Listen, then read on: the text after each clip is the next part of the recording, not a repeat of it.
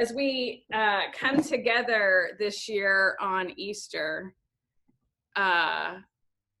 we are doing this obviously in a remarkably new way, and yet some things remain very much the same.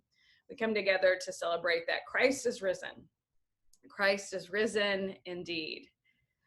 Most of the time, we have a tendency to live with the expectation that the beginning of something comes first and the end comes last, that the beginnings are at the beginning and the ends are at the end. But every year at Easter, we're reminded that that's not always the case. Indeed, at Easter, one of the things that we learn is that sometimes the beginning comes at the end.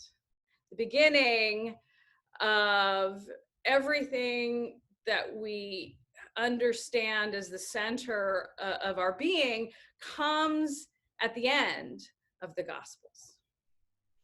And while it's very much a part of the way we operate most of the time to think that the end of things is the end of things, we're reminded at Easter that an end is not an end to everything, that an end is not the end, and that in many ways an ending is very much a beginning. Today we affirm together that endings are just the end of something and not the end of everything, and that endings are the renewal of a new beginning, a new way of being. That seems really appropriate this year because I suspect you, like I, am mourning lots of losses, grieving the way things usually are, and grieving my expectation that things are just going to be a certain way, grieving the loss of businesses and restaurants and just life as we knew it. It can be tough. And that grief is very real, and that grief should be acknowledged, and that grief should be felt.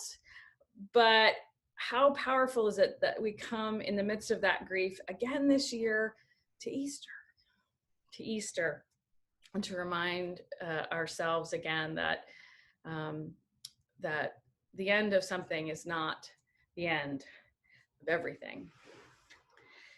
The disciples early on Sunday morning, in Matthew's account, it's the two Marys, come to the tomb. In Matthew's account, they've just come to see the tomb. You know, some of the other accounts, they're there with a different kind of stated purpose, but Matthew's like, they just needed to see the tomb. They just needed to stand there in front of the tomb. I mean, that's obviously my interpretation of what Matthew is saying. Matthew says they needed to see the tomb, but I myself can understand that impulse to need to see the tomb.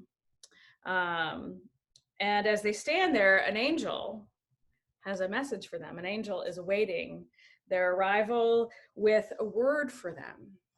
And that word is that they need not be afraid. Sometimes it's really difficult not to be afraid when you're standing in front of the unknown, when you're standing not certain where your next steps will take you, or what that will look like or feel like or be like in any way. So fear is very understandable. And here, as they stood in front of the tomb, not only grieving, but uncertain about where they were supposed to go. And the angel says, I know where you're supposed to go. And not only am I here to tell you where to go, I'm here to tell you that Jesus is waiting in front of you. Jesus is out in front of them, ahead of them on the road they'll be asked to take. Do not be afraid. Jesus is before you. Jesus is ahead of you.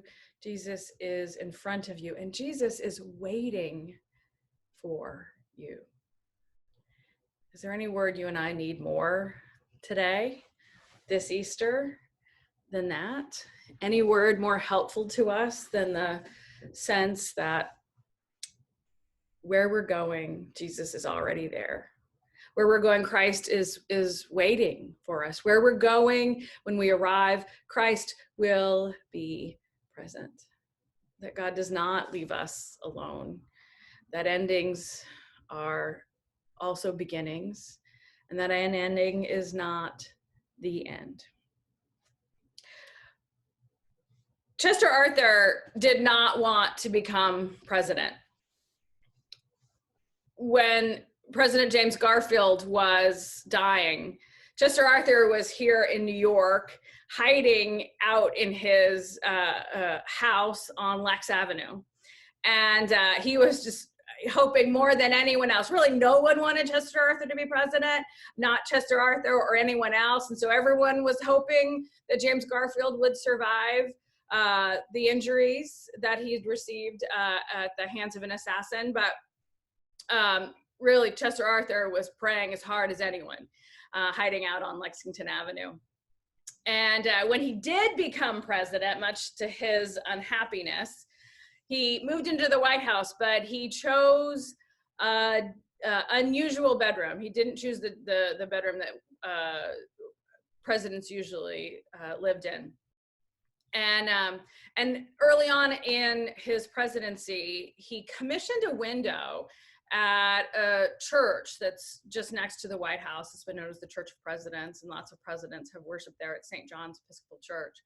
He commissioned a window there in memory of his wife, who had been beloved by him and who had died a few years earlier. And that window was scenes of the resurrection, including the one we've heard today. And he had that window placed in the church where he could see it from his bedroom every night. And every night, the staff at that church would leave the light on for President Arthur, so that the last thing he would see would be that window, that resurrection window, that window in memory of the person he loved and lost, that depicted his faith that her death had not been the end. Every night he looked on those scenes of the resurrection. I thought about that this week, and I thought about what would that be like if that was the windows through which we chose to view all that was happening around us. What if, as we are inside our homes and apartments and buildings so much more than usual, and much of what we see through windows, what if our windows became for us scenes of the resurrection and signs of our trust and faith that Jesus is already out in front of us?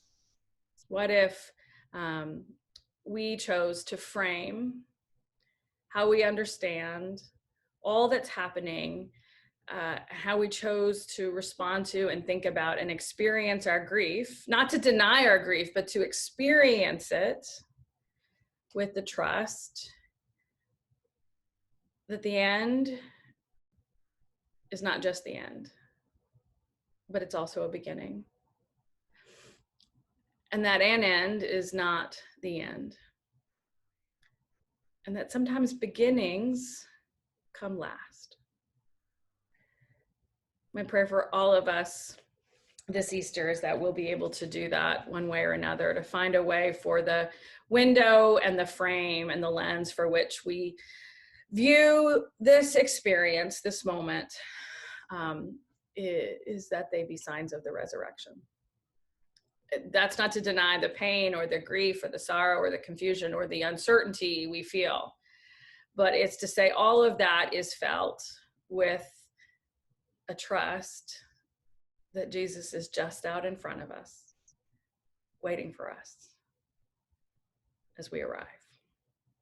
In the name of the Father, and the Son, and the Holy Spirit. Amen.